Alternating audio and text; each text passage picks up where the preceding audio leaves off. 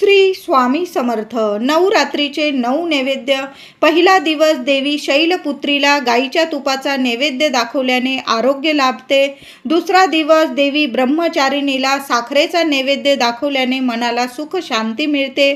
तिसरा दिवस देवी चंद्रघंटाला दूध किंवा दुधाचे पदार्थांचा नैवेद्य दाखवल्याने परिवारात सुख शांती येते. चौथा दिवस देवी कुष्मांडाला मालपोवा किंवा गुळाचा नैवेद्य दाखवल्याने लक्ष्मी प्राप्ती होते. घरात पैशांची आवक वाढते.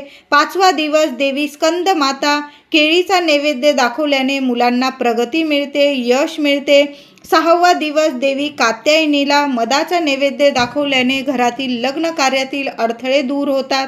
सातवा दिवस देवी कालरात्रीला गुळाचा नैवेद्य दाखवल्याने शत्रू आणि भयचा नाश होतो. आठवा दिवस देवी महागौरीला ओल्या खोबऱ्याचा नैवेद्य दाखवल्याने किंवा खोबऱ्याची मिठाईचा नैवेद्य दाखवल्याने नात्यातील दुरावा दूर होऊन घरात कुटुंबात प्रेम निर्माण होते. नववा दिवस देवी सिद्धिदात्रीला शिरा, पुरी, चणे, खिरीचा नैवेद्य दाखवल्याने नोकरीत यश, पगार, प्रमोशन होते.